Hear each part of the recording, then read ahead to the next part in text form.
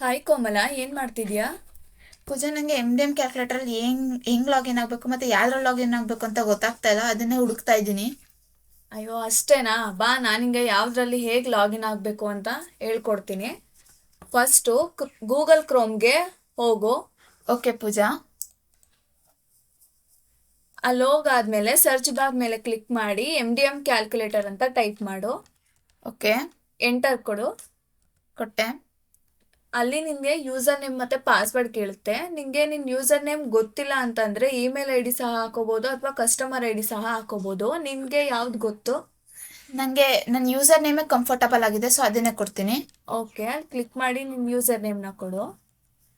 ಆಯಿತು ಪೂಜಾ. Next password ಅನ್ನೋ box ಮೇಲೆ ಕ್ಲಿಕ್ ಮಾಡಿ ಪಾಸ್ವರ್ಡ್ ಹಾಕು. ಓಕೆ ಪೂಜಾ, ಒಂದು ನಿಮಿಷ. ಆಯಿತು. ನೆಕ್ಸ್ಟ್ ಇದಾದ್ಮೇಲೆ ಲಾಗಿನ್ ಅನ್ನೋ ಬಟನ್ ಮೇಲೆ ಕ್ಲಿಕ್ ಮಾಡು. ಓಕೆ, ಲಾಗಿನ್ ಅನ್ನೋ ಬಟನ್ ಮೇಲೆ ಕ್ಲಿಕ್ ಮಾಡಾಯಿತು.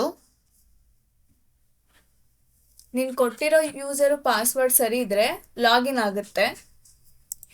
ಓಕೆ ಪೂಜಾ, ಲಾಗಿನ್ ಆಯಿತು. ಇವಾಗ ನನಗೆ ಹೇಗೆ ಲಾಗೌಟ್ ಆಗೋದಂತ ಗೊತ್ತಾಗ್ತಿಲ್ವಲ್ಲ. ಅಷ್ಟೇನಾ? ಅಲ್ಲಿ ರೈಟ್ ಸೈಡಲ್ಲಿ ಮೆನ್ಯೂ ಅಂತ ಇದೆಯಲ್ಲ, ಅದ್ರ ಮೇಲೆ ಕ್ಲಿಕ್ ಮಾಡು. ಓಕೆ. ಅಲ್ಲಿ ನಿನಗೆ ಲಾಗೌಟ್ ಅನ್ನೋ ಆಪ್ಷನ್ ಲಾಸ್ಟಲ್ಲಿ ತೋರಿಸುತ್ತೆ ನೋಡು. ಓಕೆ. ಅದ್ರ ಮೇಲೆ ಕ್ಲಿಕ್ ಮಾಡು. ನೋಡು, ನೀನು ಲಾಗೌಟ್ ಆದೆ. ಎಷ್ಟು ಸಿಂಪಲ್ ಅಲ್ವಾ?